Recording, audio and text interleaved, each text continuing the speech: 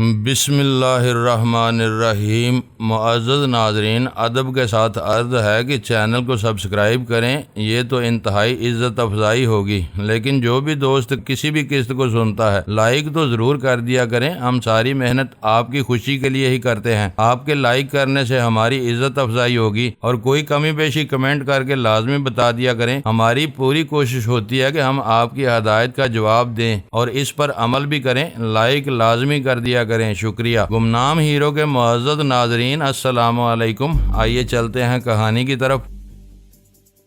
Vera نے میری بے روزگاری کا ذکر کر کے مجھے ان پرانی یادوں کی طرف دھکیل دیا تھا جو ذہن کے نہا خانوں میں اس طرح جا سوئی تھی کہ عرصہ دراز سے ان کی کسک بھی محسوس نہیں ہوتی تھی۔ گردش دوران اور حالات کے بھنور میں پھنس کر میں اپنے ماضی کو بڑی حد تک فراموش کر چکا تھا، اور ذہن پر یہ خیال سوار رہتا تھا کہ میں ہمیشہ سے ویسا اور وہی کچھ تھا جو اس وقت نظر آتا تھا۔ لیکن حقائق بہت سنگین اور دردناک تھے۔ باپ کی موت کا صدمہ اور سوتیلی ماں کے ستم سہنے کے بعد جب میں اپنی سگی ماں کے محبت برے سائے سے محروم ہو گیا تو مجھ پر اپنی زمین تنگ ہوتی چلی گئی۔ مجھے اپنے شہر میں 2 وقت کی روٹی میسر نہیں تھی۔ افلاس اور محرومی کے اس عالم میں اپنا شہر چھوڑ کر کراچی پہنچا۔ اس شہر نے مجھے بہت سہارا دیا، مگر مجھے ڈانگ کا کوئی روزگار نہیں مل سکا۔ پھر میرے ساتھ وہی ہوا جو بیشتر مجبور و محروم نوجوانوں کے ساتھ ہوتا چلا آیا ہے اور آج بھی ہو رہا ہے۔ شیعہ کے مقامی کارندوں نے مجھے اور میرے 3 ساتھیوں کو نہایت پر اسرار انداز میں اپنے نرگے میں لے لیا۔ نادر اور داؤد مر چکے تھے،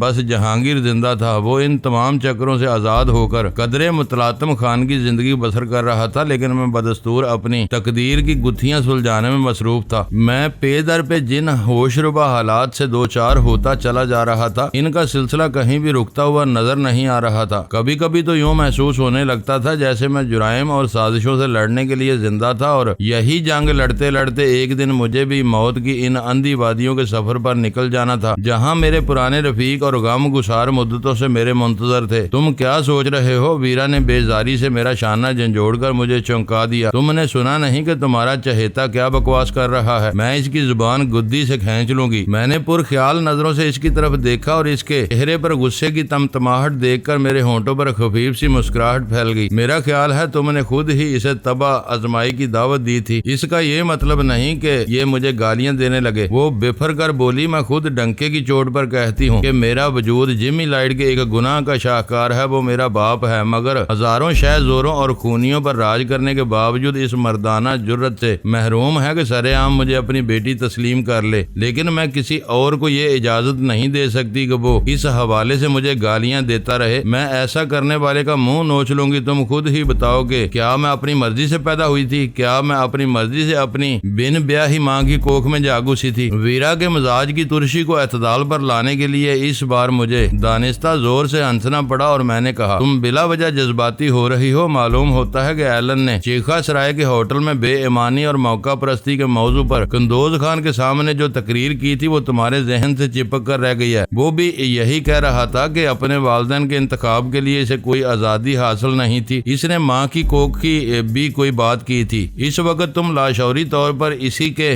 جملے اور ترکیبیں استعمال کر رہی ہو۔ پہاڑ میں گیا ایلن اور میرا لاشعور، اس نے تل ملا کر میری بات اڑا دی۔ تم یہ بتاؤ کہ میری شکایت درست ہے یا میں غلطی پر ہوں؟ یہ کب تک مجھے اسی طرح ستاتا رہے گا؟ اس کے تیور دیکھتے ہوئے میں کھل کر سچ نہ بول سکا۔ میں نے گول مول الفاظ میں کہا، تمہاری شکایت بالکل ٹھیک ہے، لیکن سلطان شاہ بھی زیادہ قصوروار نہیں ہے۔ کسی کا اصل نام بگاڑنے یا عرفیت دینے کے 2 ہی مقاصد ہوتے ہیں، تعریف یا تضحیق۔ تذلیل سلطان شاہ کی غلطی یہ ہے کہ اس نے دونوں کو ملا دیا۔ چاہتا تو تمہارے باپ کا ذکر درمیان میں لائے بغیر صرف بلیک کوئین بھی کہہ سکتا تھا۔ میرا خیال ہے کہ تم دونوں کی شادی سے پہلے یہ ذہنی کاجر بھی ختم نہیں ہو سکے گی۔ معلوم ہوتا ہے اب تمہارا دماغ چل گیا ہے۔ ویرا آنکھیں نکال کر گرائی، میں اس بندر سے شادی کروں گی؟ میں کماری مر جانا پسند کروں گی، لیکن اس جیسے جاہل اور اجڈ مرد کو اپنی زندگی نہیں سونپوں گی۔ انشاءاللہ، سلطان شاہ نے چلے کٹے لہجے میں کہا تمہاری خواہش ضرور پوری ہوگی۔ ویرا کو سنا کر وہ بھی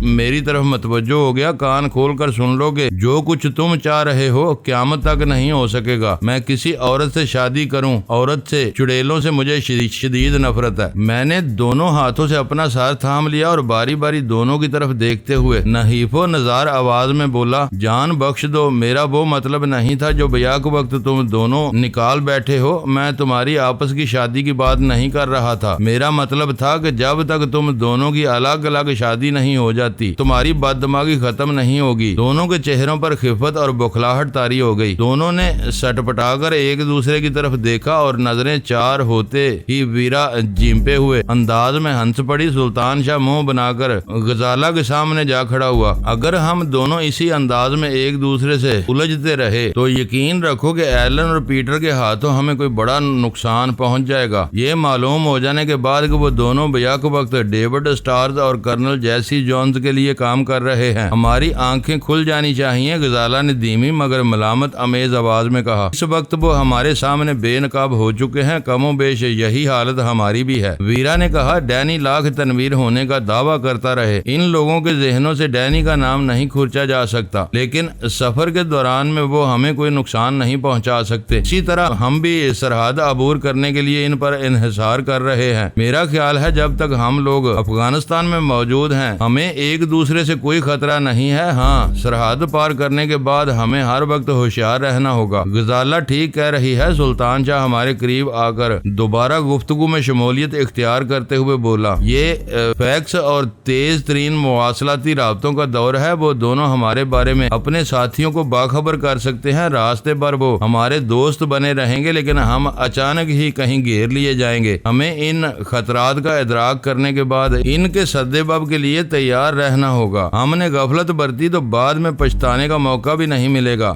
ویرا سے ہونے والی ہر جھڑپ کے بعد تمہارا ذہن بہت تیزی سے کام کرنا شروع کر دیتا ہے، میں نے تعریفی لہجے میں کہا۔ تمہاری بات معقول ہے، ہمیں ان دونوں کی سرگرمیوں کی نگرانی ضرور کرنی ہے چاہیے۔ بات کرتے کرتے میں جھلا کر خاموش ہو گیا۔ میں نے محسوس کیا کہ سلطان شاہ میری طرف متوجہ نہیں تھا بلکہ مسلسل کمرے کے بند دروازے کی طرف گھورے جا رہا تھا، جیسے اسے وہاں کوئی عجیب و غریب چیز نظر آ گئی ہو۔ اس کی محویت دیکھ کر میں بھی دروازے کی طرف دیکھنے پر مجبور ہو گیا، لیکن مجھے وہاں کوئی قابل ذکر چیز نظر نہیں آئی تو میں نے چڑچڑے لہجے میں اس سے پوچھا دیدے پھاڑ پھاڑ کر ادھر کیا دیکھ رہے ہو؟ میں تم سے بات کر رہا ہوں اور تم ادھر ادھر متوجہ ہو، کیا پھر تمہاری کوئی رگ اپنی جگہ سے سرک گئی ہے؟ اس نے اضطراری طور پر اپنے ہونٹوں پر انگلی رکھ کر مجھے خاموش رہنے کا اشارہ کیا اور خود تیزی سے دروازے کی طرف بڑھتا چلا گیا۔ اس کا وہ رویہ چونکا دینے والا تھا۔ ان چند ثانیوں میں میری متجسس نگاہوں نے فرش اور دروازے کی درمیانی جری کی روشنی میں وہ تاریک دبا دیکھ لیا جو غیر معمولی تھا۔ عام حالات میں وہ دبا محسوس ہی نہیں کیا جا سکتا تھا۔ مجھے حیرت تھی کہ سلطان شاہ نے اسے نوٹ کر لیا تھا۔ اس کا مطلب تھا کہ باہر کی روشن راہداری میں کوئی شخص ہمارے دروازے پر کھڑا ہوا اندر کی سونگن لینے کی کوشش کر رہا تھا اور اس کے سائے کے ایک حصے نے روشن جری کے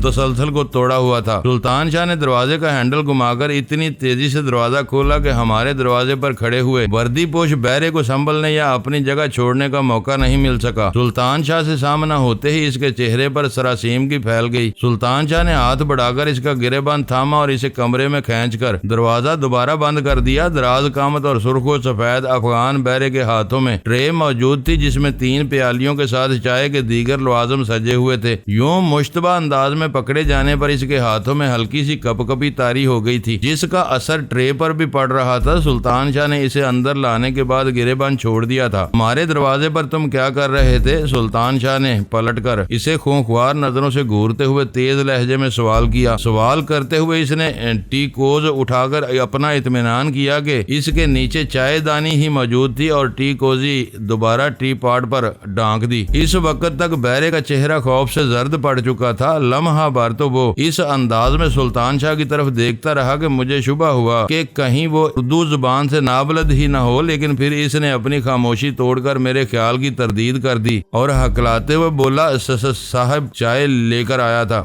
لیکن ہم نے چائے کا آرڈر نہیں دیا تھا۔ سلطان شاہ گرایا۔ ویرا اس کے برابر جا کھڑی ہوئی تھی اور تحیر زدہ نظروں سے بہرے کو دیکھے جا رہی تھی جیسے وہ انسان نہیں کوئی عجیب الخلقت وجود ہو۔ غزالہ بھی اس واقعے پر بونچ کر رہ گئی اور اس کے چہرے پر تشویش तशवीश के साए फैल गए। सुल्तान शाह का तीर कारगर रहा था। इसने चाय के आर्डर की बिल्कुल सही तरदीद की थी, क्योंकि हमने हाल में कहवे का आर्डर दिया था। मुझसे कहा गया था कि इस कमरे में ये ट्रे ले जाऊं। मैंने हुक्म की तामील की है। वो सारे झुकाकर गिड़गिड़ाया। अगर चाय ही लाए थे तो खामोशी से बाहर क्यों खड़े हुए थे? दस्तक देकर अंदर क्यों नहीं आए? सुल्तान शाह ने फाड़ खाने वाले लहजे में पूछा। सच सच बताओ, वरना मैं अभी मैनेजर को बुलाता हूँ। इसने फौरन ही ट्रे एक तपाई पर रखकर दोनों हाथ जोड़ दिए और गिड़गिड़ाते हुए बोला, खुदा के लिए मैनेजर से मेरी शिकायत न करना, वो मुझे इसी वक्त नौकरी से निकाल देगा। मैंने बहुत दिनों तक धक्के खाने के बाद ये रोजगार हासिल किया है। जंग ने सब कुछ तबाह कर दिया है। दफ्तर और कारखाने खंडर बनते जा रहे हैं। नौकरियों का काल है और दिन ब दिन बेरोजगारों की तादाद बढ़ती जा रही है। मेरी नौकरी चली गई तो मेरा खानदान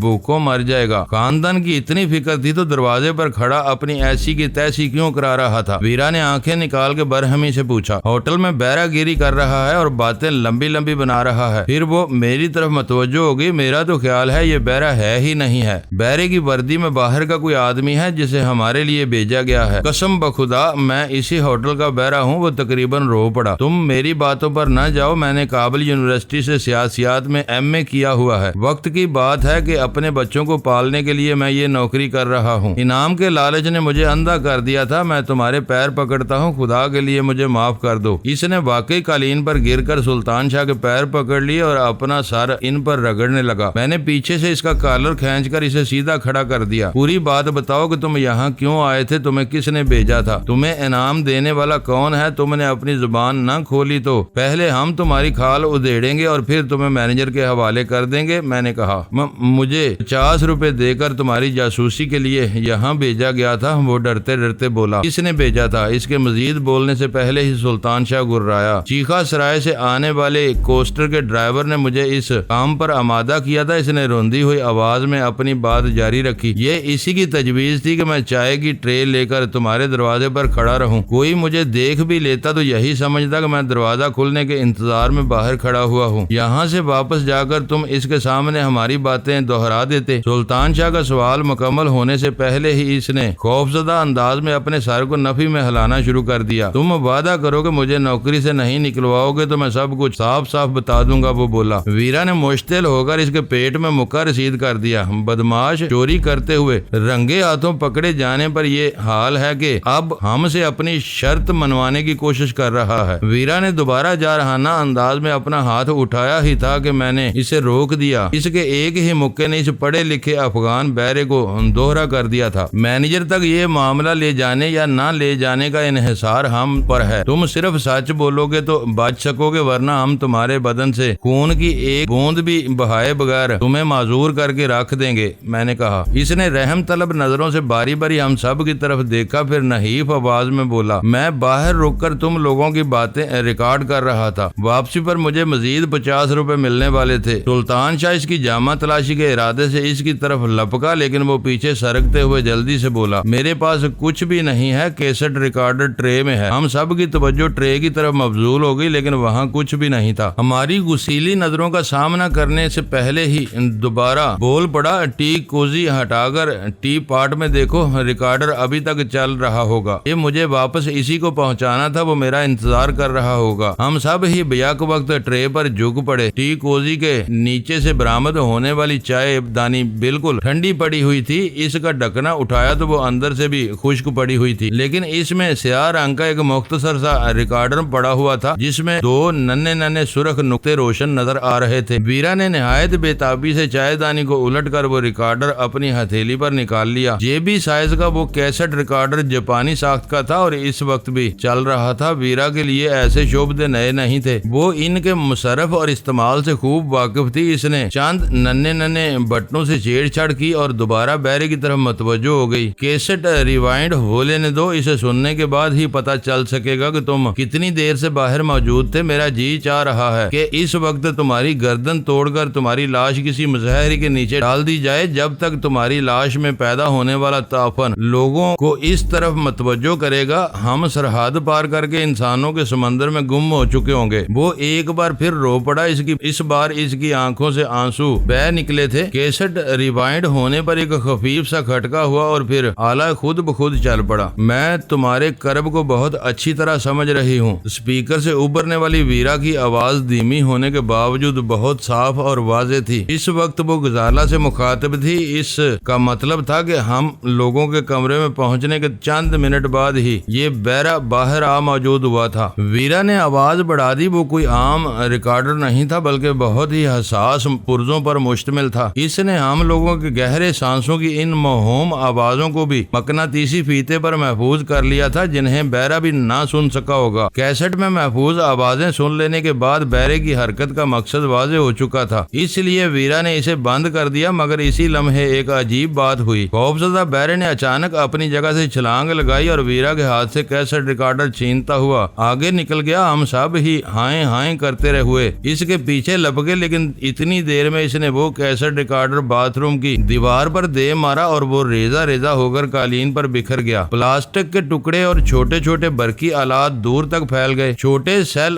لڑک کر دور جا گرے۔ ٹیپ کا خول ٹوٹنے کی وجہ سے بادامی رنگ کا فیتا کھل کر بری طرح الجھ گیا۔ بیرے نے اسی پر اکتفا نہیں کیا۔ ہمارے قابو میں آنے سے پہلے وہ کود کر بکھرے ہوئے ٹیپ پر چڑھ گیا اور دیوانگی کے عالم میں اسے اپنے جوتوں سے مسلنے لگا۔ سلطان شاہ نے اس کا بازو پکڑ کر اس کی گردن پر ایک ہاتھ جمایا تو وہ خالی خالی نظروں سے ہماری طرف دیکھتے ہوئے نیم ہذیانی لہجے میں کہنے لگا، اب تم مجھے نوکری سے نہیں نکلوا سکتے۔ میں نے یہ ثبوت تباہ کر دیا ہے۔ تم اپنی شکایت کے ساتھ مینیجر کو کوئی ثبوت نہیں دے سکتے۔ تم نے بات اس تک پہنچائی تو میں ہر بات سے صاف مکر جاؤں گا اور کہہ دوں گا کہ میں باہر سے گزر رہا تھا تو تم لوگوں نے مجھے زبردستی اپنے کمرے میں کھینچ لیا۔ بیٹے تم بھول رہے ہو کہ ٹرے میں خشک اور صاف ستھری چائے دانی بھی موجود ہے۔ سلطان شاہ نے زہریلے لہجے میں کہا، ویسے بھی تمہیں نوکری سے نکلوانے کے لیے کسی ثبوت کی ضرورت پیش نہیں آئے گی۔ مینیجر کے لیے اتنا ہی کافی ہوگا کہ اس کے 4 گاہکوں کو تم سے سنگین شکایت ہے۔ بیرے نے خوفزدہ نظروں سے اپنی لائی ہوئی ٹرے کی طرف دیکھا اور سلطان شاہ سے بازو چھڑانے کی کوشش کی لیکن کامیاب نہیں ہو سکا۔ اس وقت اس کی حالت ابتر ہو رہی تھی۔ میں ترہم امیز نظروں سے اس کا جائزہ لیتا رہا۔ وہ اضطرار کے عالم میں عجیب و غریب حرکات کرتا رہا اور ایک مرتبہ پھر خوشامدوں پر اتر آیا۔ تمہیں خدا اور رسول کا واسطہ مجھے معاف کر دو۔ میرے پیٹ پر لات نہ مارو۔ میں نے سب کچھ ختم کر دیا۔ اب میری وجہ سے تمہیں کوئی نقصان نہیں پہنچ سکتا۔ پھر تم بھی مجھے کوئی نقصان نہ پہنچاؤ۔ اس بار میری نوکری گئی تو میں اپنے گھر والوں کو منہ نہیں دکھا سکوں گا۔ مجھے اپنے آپ کو ختم کرنا پڑے گا۔ مجھے اس کی ذہنی حالت پر ترس آنے لگا۔ انعام کے لالچ میں اس نے جو کچھ کیا تھا وہ اپنی جگہ پر تھا، لیکن ناکامی کا منہ دیکھنے کے بعد اس کے ذہن میں صرف ایک ہی خوف سوار ہو کر رہ گیا تھا کہ کہیں وہ بے روزگار نہ ہو جائے۔ اس کی تمام حرکات و سکنات اس وقت وہی ایک خیال غالب تھا۔ کیسٹ ریکارڈر توڑ کر تم نے اپنے حق میں اچھا نہیں کیا۔ میں نے کچھ دیر کے توقف کے بعد ملامت بھرے لہجے میں کہا، ہم تمہیں چھوڑ بھی دیں تو تم کو کوسٹر کے ڈرائیور سے نہیں بچ سکو گے۔ خطرناک آدمی معلوم ہوتا ہے۔ پوری صورتحال جاننے کے بعد وہ مار مار کر تمہارا برگس نکال دے گا۔ ہو سکتا ہے کہ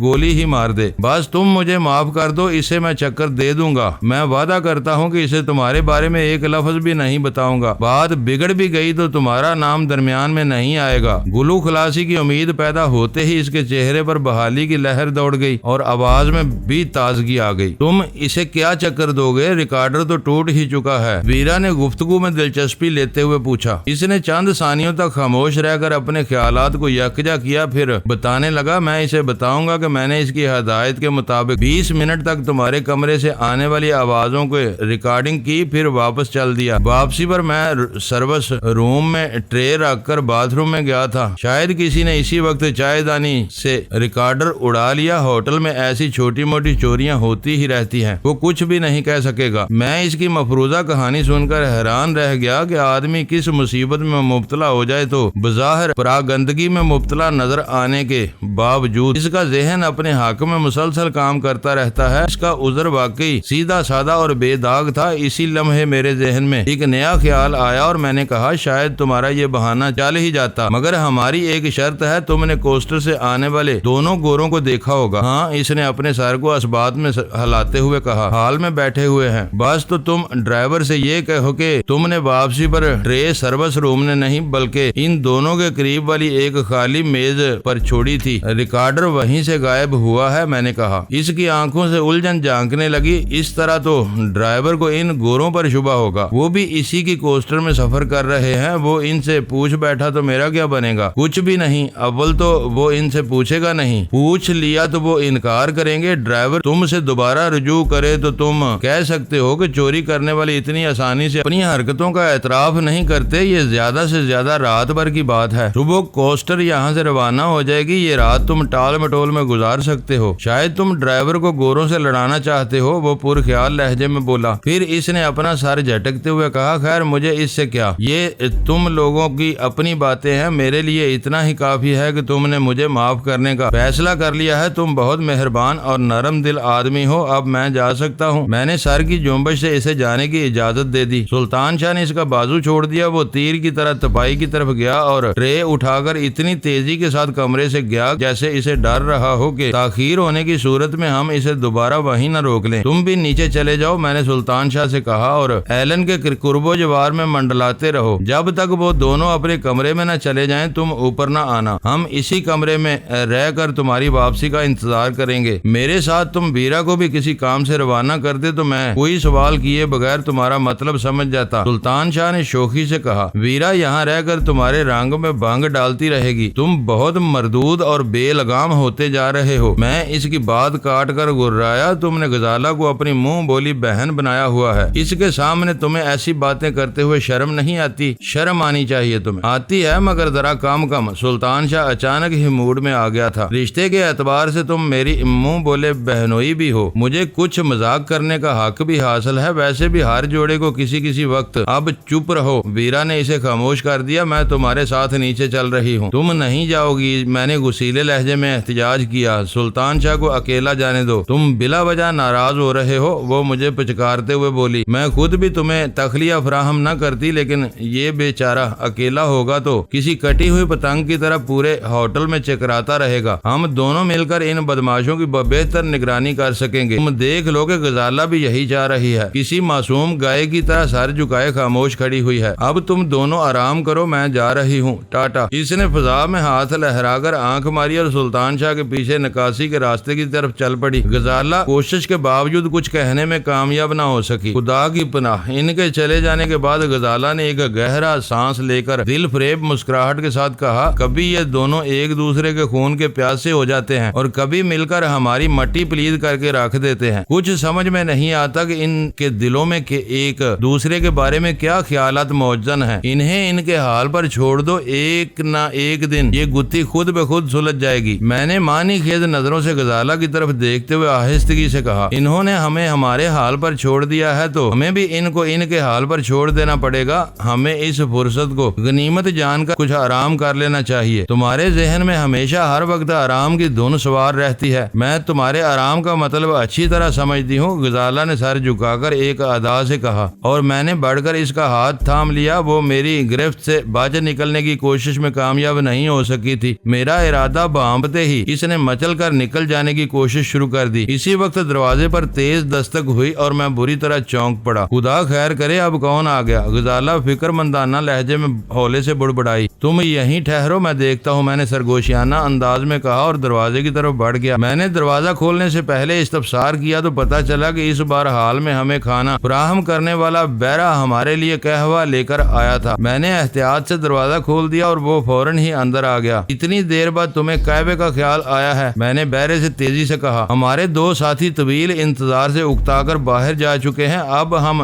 4 پیالیوں کا کیا کریں گے؟ صاحب میں معافی چاہتا ہوں، اس نے سر جھکا کر معذرت خواہانہ لہجے میں کہا۔ کچن میں ہمارے ایک ساتھی پر کھولتے ہوئے دودھ کا برتن گر گیا تھا، سب لوگ اس کی دیکھ بھال میں لگ گئے تھے۔ اس کا وہ عذر مسترد کرنا آسان نہیں تھا، مگر میں یہ سوچنے پر مجبور ہو گیا کہ کھولتے ہوئے دودھ کا برتن گرنے کا واقعہ اتفاقی نہیں تھا۔ کچن اور ہوٹل کے عملے میں جان بوجھ کر افراتفری پھیلائی گئی تھی تاکہ سب لوگ اپنی جگہیں چھوڑ کر جلسنے والے کارکن کے گرد جمع ہو جائیں اور ہماری گفتگو ریکارڈ کرنے والے کو اطمینان سے اپنا کام کرنے کا موقع مل سکے۔ آنے والے بیرے نے ٹرے میز پر رکھ کر نہایت ادب کے ساتھ وہ پلیٹ میرے سامنے پیش کر دی جس میں کھانے کا بل رکھا ہوا تھا۔ اس بل میں قہوے کی رقم بھی شامل تھی۔ ہوٹل میں حاصل کیے جانے والے کمروں کا پیشگی کرایہ ڈالروں کی صورت میں ادا کرنے کے نتیجے میں مجھے خاصی مقامی کرنسی واپس کر دی گئی تھی اور وہ بل کی رقم سے کافی زیادہ تھی۔ میں نے جیب سے وہ ساری رقم نکال کر گننے کے بعد پلیٹ میں ڈالی تو اپنی ٹپ کا حساب لگاتے ہی اس بیرے کی آنکھیں حیرت سے پیشانی پر جا چڑھی۔ وہ مشینی انداز میں بار بار جھک کر مجھے سلام کرنے لگا۔ اپنے دوسرے ساتھیوں کی طرح وہ بھی ہولناک جنگ کی ہمہ جہت تباہ کاریوں کو بہت قریب سے دیکھ اور بھگت رہا تھا، اور اسے اسرت و بدحالی کے اس دور میں پیسے کی قدر و قیمت کا خوب اندازہ تھا۔ ٹپ ملنے کے بعد اس نے ناقدانہ نظروں سے کمرے کا جائزہ لیا اور